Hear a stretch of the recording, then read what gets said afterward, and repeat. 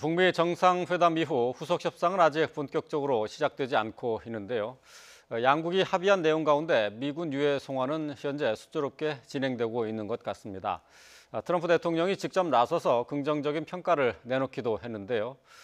전문가 두 분과 함께 한반도 정세 살펴보도록 하겠습니다. 스튜디오에 조한범 통일연구원 선임연구위원 또 신범철 아산정책연구원 안보통일센터장 나와 있습니다. 안녕하십니까? 예, 안녕하십니까?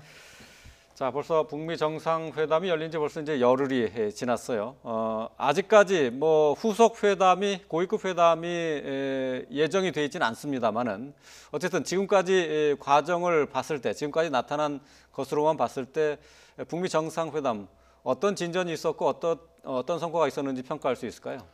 일단은 트럼프 대통령이 이제 미국 국내에서 여러 가지 입장이 어렵기 때문에 6.12 싱가포르 정상회담 평가가 좀 인색한 편입니다. 그러나 큰 틀에서 보면 매우 의미 있는 합의다. 왜 그러냐면 일단 북미 정상의 최초의 합의고, 그 다음에 북한이라고 하는 김정은이라고 하는 한반도 비핵화의 주체를 명시했거든요. 그 다음에 완전한 비핵화는 다른 말로는 CVID와 같은 말인 거고, 또 의무조항까지 넣었기 때문에 큰 틀의 합의로서는 사실 상당히 잘 된 겁니다. 근데 이제 문제는 추가적으로 두 가지가 이제 나타났어야 되는데, 지금 말씀하신 열흘 동안에 하나는 뭐냐면 폼페오 장관이 공동 성명에 나타난 구체적인 부속 합의를 얼마나 만들어내느냐. 두 번째는 트럼프 대통령도 예고했지만 북한이 선제적으로 어떤 행동을 보여주느냐, 비핵화에 관한 이 두 가지가 나타났어야 되거든요. 근데 아직까지는 보이질 않습니다. 지금 말씀하신 것처럼 유해 송환이라든지 또 트럼프 대통령이 지금 말을 모호하게 했습니다마는 북한의 미사일 엔진 사이트라고 표현을 영어로 했는데 그 부분을 파괴했다라고 과거형으로 말을 했거든요.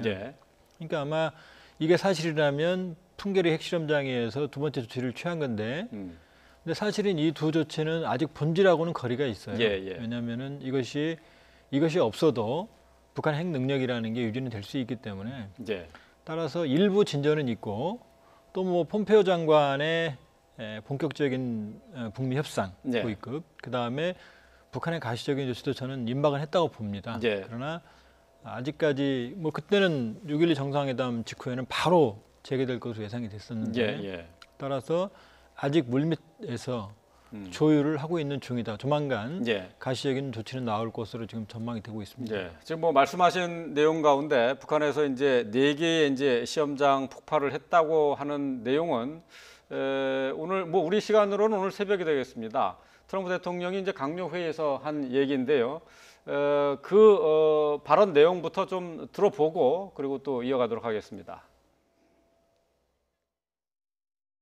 They're destroying their engine site. They're blowing it up. They've already blown up one of their big test sites. In fact, it was actually 4 of their big test sites.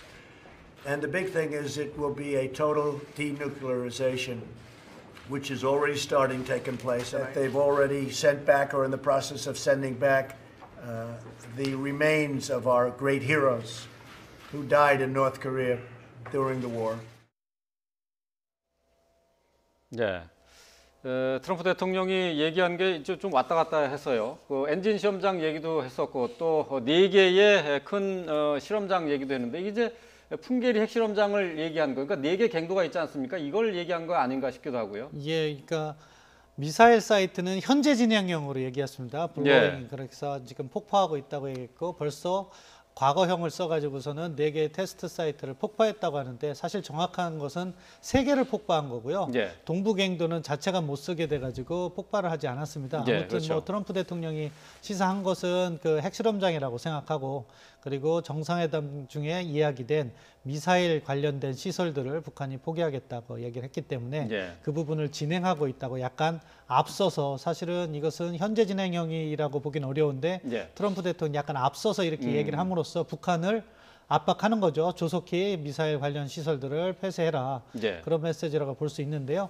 아무튼 트럼프 대통령 입장으로서는 지금 미국 내 여론이 정상회담이 잘 끝났다고는 하는데 아직 성과가 나타나지 않고 있지 않느냐, 이런 질문을 받게 받고 있는 상황이기 때문에 무언가 성과가 있다는 식으로 계속해서 얘기를 하고 있습니다. 예, 예. 그러니까 미사일 그 실험장도 이제 폐쇄하는 중이고 예. 유해도 곧 송환받고 뭐 이러니까 너무 걱정하지 마라 그런 메시지인 것 같습니다. 예. 미사일 엔진 시험장이 이제 앞으로 폭파가 될 것이다. 이제 그 트럼프가 밝혔는데요. 근데 이게 동창리 미사일 시험장, 미사일 발사장을 얘기한 것이다라는 미국 언론 보도가 나왔죠. 예, 미국 언론에서 보도를 했는데요. 사실 북한의 주요 미사일 그 발사 실험장 같은 것은 한 5곳이 있습니다. 그런데 그 중에서 가장 중요한 것이 동창리 실험장이고 예. 거기는 엔진 실험장에 더해서 자신들이 인공위성이라고 발사했던 그러니까 미사일 실험장이 또 큰 발사대가 하나 있는데 그것까지도 이제 이번에 포기를 해라 하는 미국의 이야기인 것 같은데 북한이 그런 부분은 나아갈 수 있다고 생각합니다. 사실은 예. 어느 정도 미사일 엔진의 그러한 역량은 이미 작년 11월 29일 날 화성 15형 발사했을 때 예. 적어도 사거리만큼은 입증이 된 거기 때문에 북한으로서도 그게 엄청나게 중요한 의미를 갖지는 않고 있습니다. 예. 따라서 북측이 그런 성의 표시는 곧 보일 거라고 생각하고요. 근데 다만 더 중요한 문제는 지금 사실은 어떻게 보면은 본격적인 시간표, 그래서 예. 본격적인 핵 협상이 진행될 수 있는 그런 로드맵이 만들어져야 되는데 이러한 사안별로 능력 하나하나씩 제거하다 보면은 시간이 너무 많이 소요된다. 예. 따라서 어서 빨리 폼페이오 국무장관이 북한에 가서 전체적인 시간표를 합의하는 것이 매우 중요한 의미를 지닌다. 예. 이렇게 말씀드리겠습니다. 예. 지금 저희가 저 화면을 통해서 이제 보여드린 이제 자료 화면이 동창리 이제 발사장인데요. 예, 예. 자, 이곳이 또 엔진 실험도 하고 하는 그 북한 내에서는 이제 최대 규모의 발사장이죠. 우리도 이제 나로 발사한 그 우리 이제 미사일 그 로켓 엔진 로켓 발사장을 가보면 거기에 이제 지금 보이는 저 세워져 있는 게 저게 이제 사실 엄밀히 말하면 인공위성 발사, 그러니까 우주 발사체를 예. 세우는 시설입니다. 예. 근데 저게 있고 따로 이제 별도로 지상에서 로켓 엔진을 분사하는 실험장이 따로 있어요. 예. 그러니까는 저건 장착을 해서 실제로 발사하는 발사대고 지금 저 건물 같은 경우죠. 저거 이제 내부에 예. 그 통제하는 시설이고 저거 말고 이제 따로 로켓 엔진 엔진이 실험장은 따로 있다. 따로 이 있습니다. 얘기죠. 따로 예. 따로 로켓 엔진이 실제로 어떻게 분사되는지 예. 그러니까 예를 들면은 이제 몇 초간 보통 이제 이분은 저 북한은 그 318 엔진이라고 하는 것 소위 지난해 3월 18일 날 만들어낸 318 엔진이라고 하는 것이 저기서 지금 시험이 됐고 저 부분입니다. 저게 지금 지상에서 실험을 하는 거거든요. 예. 저거 말고 또 가로로 세워서 하는 분사하는 시험도 또 있거든요. 예. 그렇기 때문에 지금 제가 보기에는 저 발사대 자체를 제거한다는 게 아니고 예. 지금 트럼프 대통령도 엔진 사이트라고 말을 했거든요. 그러니까 엔진 분사 저것도 저 시설이거든요. 저게 저거요? 이제 예. 지상에서 저것도 그러니까 동창리에 있다는 거죠. 저게 318 엔진입니다. 예. 3월 18일 날 예. 저게 이제 80톤 추력이고요. 80톤 추력을 4개를 묶어서 사용을 했는데 최근에 화성 14형이나 15형은 하나로 추진력을 확보하는 기술을 확보했기 때문에 예. 우리 신 박사님 말씀대로 이 엔진 추력 부분에서는 성능을 확실히 입증을 했습니다. 그러니까 엄밀히 말하면 미래 엔진 개발을 저걸 폐기하게 되면 미래 엔진 개발은 어려워지지만 예. 기존의 ICBM급 80톤 추력의 318 엔진은 개발이 끝났어요. 예. 그러니까 예. 저거를 폐기하면 의미는 있지만 그러나 북한의 핵 능력에 본질적인 어떤 타격을 주나 그러기는 어렵거든요. 예. 그렇기 때문에 역시 풍계에 이어서 저것을 폭파한다고 하더라도 예. 아마 논쟁거리는 남을 겁니다. 예. 과연 예. 어떤 의미가 있는지. 예. 그렇다면 뭐 좀 구분해서 좀 정확하게 좀 따져보죠. 발사장을 폭파할 것이냐, 아니면 엔진 시험장을 폭파할 것이냐 했을 때 아니면 다 폭파할 거냐 이렇게 봐야죠. 그거는 아직 이제 예. 뭐 확인을 할 수 있는 상황은 아니다는 얘기죠. 그렇죠. 그러나 예. 제가 보기에는 유력한 건 저 발사대는 내버려 두고 그럼 파괴해도 나중에 하겠죠. 협상용으로. 예. 아마 지상에서 엔진 연소 분사하는 그 시설을 아마 폭파하는 걸 의미하는 것 같습니다. 예.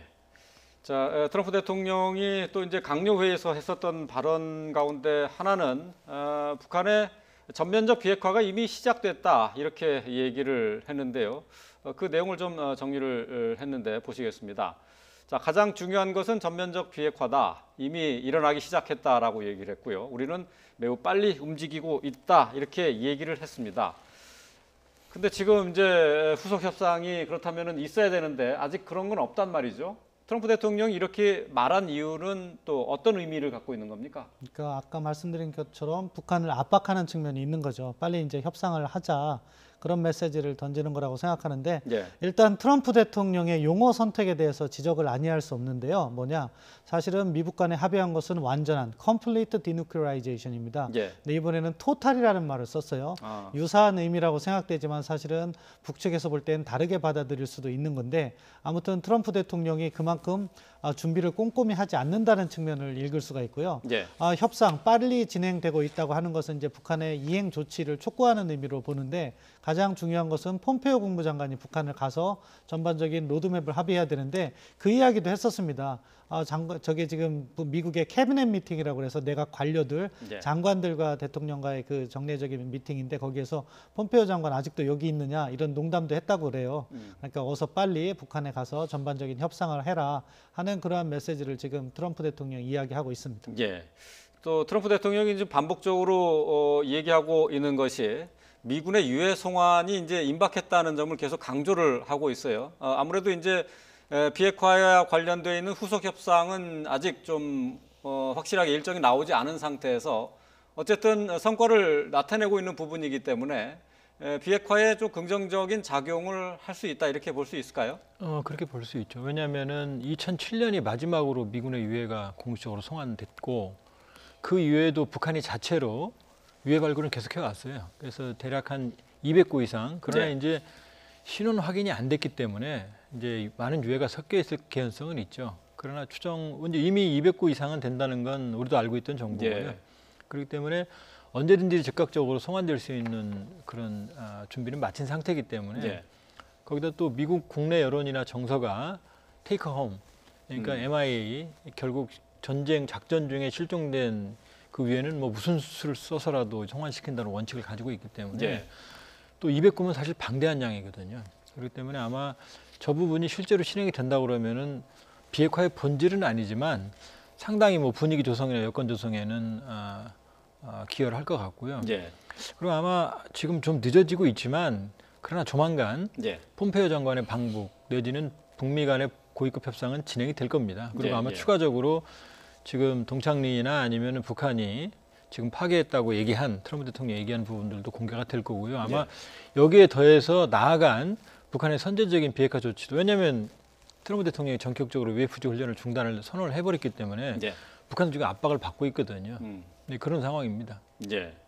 일단 뭐 유해 송환과 관련해서는 뭐 209가 송환이 되는 것으로 알려져 있기 때문에 이제 어쨌든 송환식도 있어야 될 것 같고요.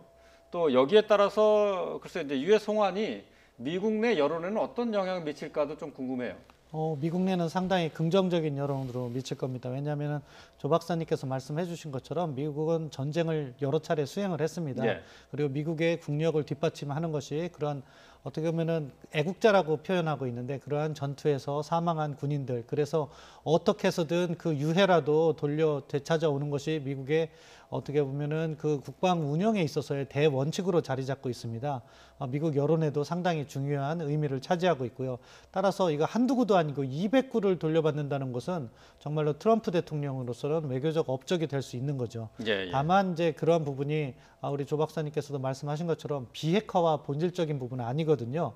왜냐하면 지금 미국 간의 핵심은 비핵화 협상인데 200구를 북한이 준비했다는 건 북한 나름대로도 상당히 오랜 기간 준비를 한 거예요. 예. 몇 달을 조사해야지 겨우 몇 구를 찾는데 그것은 무엇이냐? 북한 나름대로 이것을 갖다가 트럼프 행정부에게 선물을 주면서 나름대로 비핵화는 다른 북한 나름의 속도로 진행하려는 것이 아닐까 하는 예. 의심도 해봐야 된다고 생각하는데 아무튼 앞으로의 관건은 폼페이오 장관이 과연 어느 시점에 갈 것이냐, 6월 내로 갈 수 있느냐, 아니면 7월로 미뤄지느냐, 그리고 갔을 때 과연 비핵화 로드맵에 합의를 하고 오느냐, 아니면은 북한의 하나의 조치, 그러니까 미사일 실험장 폐쇄라든가, 예. 또는 뭐 영병 원자력 가동 중단이라든가 이런 북한의 비핵화 조치 하나씩 이렇게 양보를 받다 보면 시간이 길어지거든요. 그런 부분에서 어느 쪽으로 접근을 하느냐, 어느 쪽으로 합의가 이루어지느냐, 그 부분이 비핵화 속도를 좌우하는 관건이라고 생각합니다. 예. 또 사드와 관련된 소식이 또 하나 전해진 게 있습니다. 해리 해리스 주한미 대사 지명자가 인사청문회 과정에서 사드 철수 가능성을 언급해서 주목을 받고 있는데요. 그 내용을 정리를 했습니다.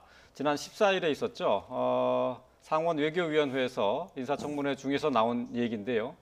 사드는 중국이나 러시아가 아닌 오로지 북한의 탄도미사일 위협 때문에 한국에 있는 것이다. 또 북한의 미사일 위협이 없어진다면은 한국에 사드를 배치할 근거가 없다라고 밝혔습니다.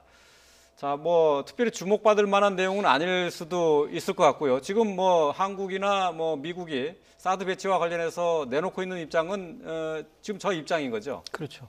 지금 내용상으로는 뭐 완전히 타당한 얘기죠. 그러나 중요한 건 시점이죠. 지금 UFC 훈련을 미국의 한미연합훈련을 전격적으로 중단한 상황이고 또 우리 정부도 나름대로 단독 그 을지훈련도 지금 검토를 하는 중이거든요. 네.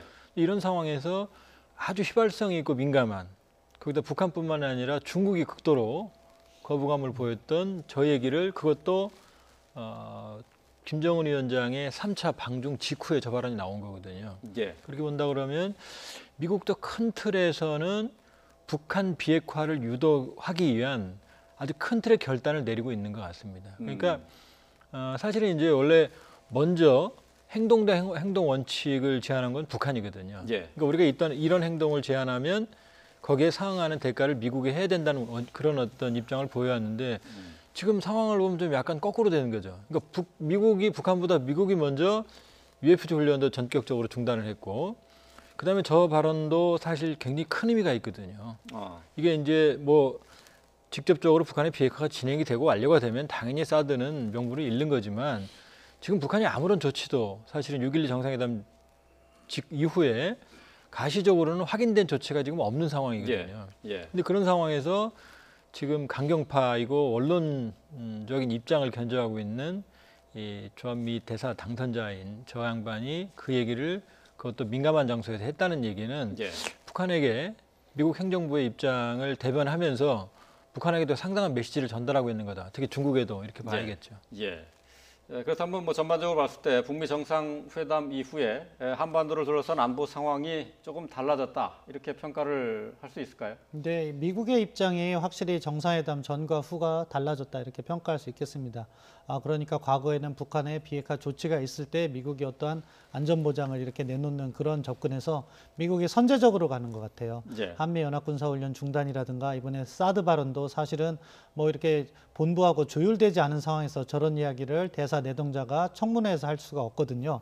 그러니까 국무부와 조율된 내용이다. 그것은 다시 이야기하면은 존 볼튼 보좌관이 어제 이야기한 것처럼 빠른 비핵화를 원한다. 그러니까 빠른 비핵화를 촉구하기 위해서 북한에 대해서 과거 북한이 협상 과정에서 요구했던 사안들을 미국이 조기에 들어줄 테니까 빨리 너희들도 비핵화 조치에 임하라. 이런 메시지를 던지는 거라고 봅니다. 자, 이런 상황 속에서 우리 문재인 대통령이 러시아를 국빈 방문 중입니다. 어제 하원에서 연설이 있었죠. 한반도 평화 분위기 확산을 강조를 했었는데요. 러시아 하원에서 했었던 연설 잠시 들어보겠습니다. 지금 한반도에는 역사적인 대전환이 일어나고 있습니다. 나는 지난 4월 북한의 김정은 국무위원장을 만났습니다. 우리는 판문점 선언을 통해 완전한 비핵화와 함께 더 이상 한반도에 전쟁은 없다고 세계 앞에 약속했습니다. 한국 국민들 또한 한반도의 항구적 평화를 넘어 동북아 전체의 평화와 공동번영을 바라고 있습니다. 한반도에 역사적인 대전환이 있다고 강조를 했는데 이 시점에서 러시아를 방문하는 데는 그만큼 또 러시아가 비핵화 과정, 한반도 비핵화 과정에서 해야 할 역할이 있다고 볼 수 있는 거죠. 물론 이제 외교 안보적 차원에서 러시아의 한반도의 레버리지는 한계가 있습니다. 그러나 지금 문재인 대통령이 강조하는 게 지금 철도, 전력, 가스, 에너지 세 개거든요. 근데 사실 우리가 노태우 정부 때 일어났던 북방 정책 이게 사실은 한국 경제 발전의 사실은 출발점입니다. 그 최근에 우리 수출의 4분의 1이 지금 중국이기 때문에. 근데 그게 북한이라는 미싱 링크, 이 단절 구간을 우회해서 진행이 된 거거든요. 그럼 사실은 지금은 북한 문제가 해결이 된다고 그러면 두 번째 사실은 신북방 정책이 본격화되는 단계거든요. 그러니까 만일에 우리가 철도, 그 다음에 가스, 시베리아 가스전이 우리로 내려오고 그다음에 전력망까지 에너지 그리드까지 연결이 된다고 그러면은 사실 노태우 정부 때 시작됐던 북방 정책이 어떤 한국 경제 가속화의 하나의 계기가 됐듯이 이게 두 번째 계기가 될 수 있거든요. 그러니까 사실은 우리가 외교 안보적 관점에서 보면 중국과 미국이 중요하지만 실질적인 북한 문제 해결 이후에 올 수 있는 경제적 번영에서 러시아는 절대적입니다. 그렇게 본다 그러면 사실 문 대통령의 이번의 방런은 북핵 문제 해결 과정에서 러시아의 어떤 건설적인 분명히 중요하죠. 그러나 그 이유를 보는 겁니다. 결국 북한이 지금 북중 관계 회복을 통해서 경제 어떤 발전이나 이런 것을 도모하고 있지만 지난 수십 년간의 북중 관계도 불구하고 북한 경제는 그 자리거든요. 그러니까 북중 경제 발전의 관계의 한계인 거죠. 그렇게 본다 그러면은 남북러를 잇는 삼각 경제협력 관계는 북한의 미래하고도 관계가 있거든요. 그러니까 지금은 사실은 좀 가려져 있지만 향후 북한 비핵화 평화체제 구축 과정이 순조롭게 진행이 된다 그러면은 남북러 삼각 경협은 사실 무한한 유라시아의 어떤 전망을 가지고 있는 거거든요. 그건 이미 박근혜 정부 때 유라시아 인시티브로 출발한 거예요. 그렇기 때문에 이번 문 대통령이 방러하신 그 숨은 그림은 사실은 이런 한반도 비핵화 평화체 구축 이후에 새로운 미래 설계하고도 관계가 있다 이렇게 봐야겠죠. 그렇군요. 그러니까 당장에 이제 문재인 비핵화 이외에 남북러 경제 협력과 관련이 있다. 뭐 그렇게 이제 평가를 하셨는데 뭐 같은 평가하신가요? 예, 뭐 여러 가지 축이 있는 거죠. 비핵화에 있어서 협조를 구하는 그런 협력의 축이 하나가 있을 테고 지금 말씀하신 것처럼 남북러 경제 협력이라는 어떻게 보면 경제적 변형의 미래라는 축이 하나가 또 있는 것이고 대통령께서 연설하신 내용 중에 동북아 다자안보 체제를 이야기를 했는데 그것은 또 러시아가 원하는 극동 지역에서의 그 평화의 모습의 하나이기 때문에 그런 다양한 지금 한러 간의 협력 영역을 다 이렇게 고루 이렇게 접근하고 있다고 생각하는데요. 아무튼 뭐 북한에 대해서 러시아가 갖고 있는 영향력은 제한적이지만 지금 북한의 비핵화와 남북관계 개선 그리고 동북아 한반도의 항구적인 평화체제를 위해서는 다면적인 협력을 동시에 진행해 나가야 되거든요.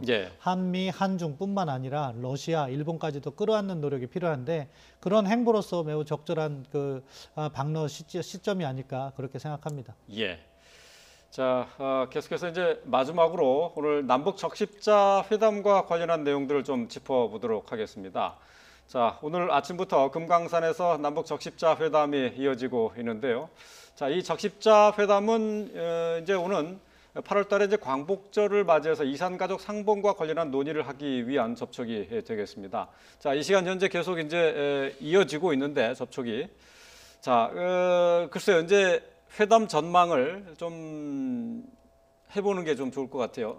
오전까지만 해도 그러니까 어제 밤 늦게까지만 해도 북측의 대표단 명단이 접수가 되지 않았어요. 뭐 특별한 이유가 있었을까요? 저는 아마 군사회담 지난번에 개최됐던 군사회담과 유사한 상황이 벌어지지 않을까 조심스럽게 추론해 보는 게요. 왜냐하면 지금 군사회담, 체육회담, 적시회담 중에서 뭐 적시회담 결과가 나와봐야 알겠습니다만은 가장 순조롭게 진행된 건 체육회담이에요. 이거는 충돌할 부분이 별로 없거든요. 근데 군사회담은 이미 휘발성 있는 주제들이 충돌했기 때문에 사실은 절반의 성공이라고 볼 수 있고요. 적시회담도 지금 이산가족 상봉은 제가 보기에는 큰 틀에서는 합의를 할 가능성이 높아요. 그런데 문제는 지금 우리 입장에서는 지금 미군의 유해도 송환되는 상황에서 6명의 억류자, 한국 국적의 억류자가 지금 북한에 있고 북한이 공식적으로 이 12명의 집단 탈북한 여종업원을 납치라고 주장을 하고 있고 그 주장을 지금 굽히지 않고 있어요. 지금 뭐 국제무대까지 가지고 가겠다는 입장이거든요. 그러면 어떠한 형태로든 이산가족 상봉과 함께 이 문제들이 의제에 올라올 수밖에 없거든요. 그러니까 이게 사실 굉장히 인도적인 회담이면서도 사실은 충돌할 수 있는 부분이 많은 회담이거든요. 그렇기 때문에 제가 보기에는 상당히 난항을 겪을 거다. 그러나 그렇다고 이산가족 문제를 외면할 수 있을 만큼 양쪽의 명분은 없거든요. 시급하기 때문에. 그러니까 큰 틀에서 이산가족 문제는 그러나 합의의 어떤 틀을 잡아가되 아마 휘발성 있는 의제들은 충돌하고 유보되는 의제를 꺼내놓고 해결되기는 어려운 상황이 연결되는 아마 그런 좀 어려운 협상이 되지 않을까 이렇게 예상을 하고 있습니다. 그러면 큰 틀에서 합의한다는 얘기는 이산상봉은 하되 지금 문제가 되고 있는 억류자 문제라든가 탈북자 문제는 덮어두고 일단 남북 간의 이산상봉은 합의를 한다 그런 얘기인가요? 그렇죠. 군사회담 좀 그런 식으로 되겠죠. 서해 군통수선은 완전히 회복하고 나머지는 계속 협의한다 이런 형식의 아마 논의가 될 개연성이 있죠. 예. 지금 어쨌든 뭐 남북 이산 상봉은 한시가 급한 이슈가 되어 있습니다. 지금 뭐 이산 상봉을 신청한 사람들 가운데 60%가 이미 80대 이상의 고령인데요. 하루빨리 성사가 돼야 되는데 일단은 8월 광복절로 날짜를 잡고 지금 회담을 진행하고 있거든요. 시간상으로는 어떻게 뭐 촉박하지 않을까 싶은데 어떻게 보세요? 뭐 8.15 이산 상봉은 가능하다고 생각합니다. 뭐 근데 중요한 것은 규모 그리고 얼마만큼 여러 차례 하느냐 이것을 정례화할 수 있느냐 그 정도까지 나아갈 수 있느냐가 관건인데 조 박사님께서 말씀해 주신 대로 북측에 여러 가지 불만 사항이 또 있는 거기 때문에 네. 한 번에 그것을 다 들어주지는 않을 것 같습니다. 그러니까 1차적으로는 8.15 때 아마 제한된 규모겠죠. 몇백 명 규모의 이산 상봉 정도 하고 그 다음 단계 나가서는 북측이 자기들의 요구 사항이 관철될 때 더 진전을 시켜주지 않을까 그렇게 전망합니다. 예. 지금 뭐 진행되고 있는 게 이제 북한에서는 지금 미군의 유해 송환이 진행이 되고 있고요. 또 이제 남북 간에 이제 8.15 계기로 이산 상봉도 이제 추진이 되고 있는데 지금 일각에서는 어쨌든 이런 남북 간의 문제라든가 북한의 비핵화 문제에 있어서 너무 이벤트성 행사에 초점이 맞춰져 있는 것 아니냐 하는 비난도 좀 있어요. 지금은 제가 보기에 이제 큰 틀에서 합의는 이제 남북 정상회담 2차례, 북미 정상회담으로 된 거고요. 이제 그 내용을 채워가는 과정입니다. 이제 결국 문 대통령께서 말씀하신 데 디테일의 악마들이 나오기 시작을 하는 거죠. 네. 그러니까 북미 정상회담에서도 트럼프 대통령이 자신 있게 이제 폼페이오 장관이 조만간 문제를 해결하겠다. 예. 북한이 김정은 위원장이 돌아가는 대로 행동을 취하겠다 그랬는데 사실 좀 유보되고 있거든요. 예. 그러니까 이게 어떤 협상이 어려운 국면으로 접어들어간 거라고 보기는 어렵고요. 예상된 문제들이 지금 나오고 있다. 따라서 이제 그렇다고 지금 판이 결렬이 되면 예. 그렇게 되면 뭐 사실은 치명상을 트럼프 대통령이나 김정은 위원장이나 심지어는 뭐 문 대통령까지 입게 되기 때문에 그럴 것 같지는 않고요. 시간은 좀 다소 걸리더라도 큰 틀에 합의된 부분들은 점진적으로 실현돼 나갈 것 같다. 그러나 결국 계속해서 디테일 악마들이 어떤 상황들을 복잡하게 만들 개연성은 남아있다 이렇게 봐야겠죠. 예.